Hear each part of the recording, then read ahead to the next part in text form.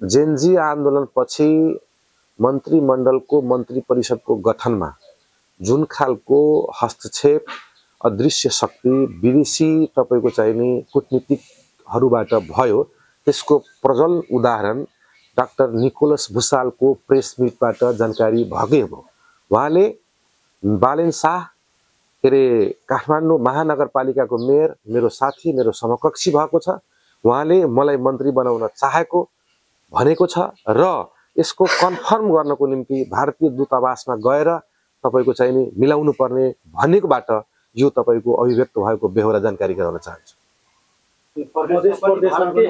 मधेस प्रदेशमा पनि तपाईको के रे वीरगञ्जमा रहेको काउन्सिलर अफिसको प्रतिनिधिहरू सिधै आएर तपाईको दलहरूसँग प्रत्यक्ष संवादमा रहेर दलहरूलाई थ्रेट गर्ने, दलहरूको पार्टी फोडिदिन्छु भन्ने, दलहरूको पार्टी जुटाइदिन्छु भन्ने, दलहरूलाई को नेताहरूलाई थ्रेट गर्ने प्रकृतिबाट नै यो खालको दिन प्रतिदिन र क्षण क्षणमा सहमति हुने र सहमति भङ्ग गर्ने तपाईको चाहिँ नि वातावरणको सृजना भएको बेहोरा जानकारी गराउन चाहन्छु।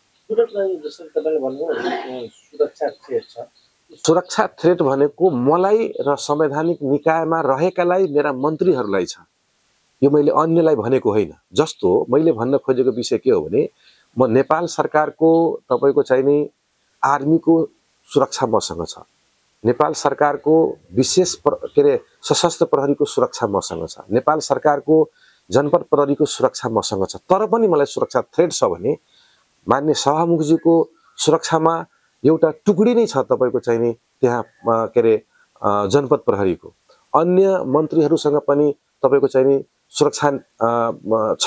त्यसो भएका कारणले गर्दा हामीसँग पनि सुरक्षा निकायकै रिपोर्टिङ अनुसार मुख्यमन्त्रीज्यू अलि विशेष कार्यक्रमहरूमा अलिकति कम गर्नु पर्यो, सीमित कार्यक्रमहरू राख्नु पर्यो हैन, तपाईको चाहिँ नि अलिकति सुरक्षा चुनौती छ, अलिकति संवेदनशील भइदिनु पर्यो भनेर आइसकेपछि यी विषयवस्तुहरू मैले कसलाई भन्ने, सुरक्षा थ्रेटमा मलाई कोबाट हुन्छ, अरु त कुनै जनताबाट त हुँदैन, आन्दोलनकारीबाट नै हुन्छ।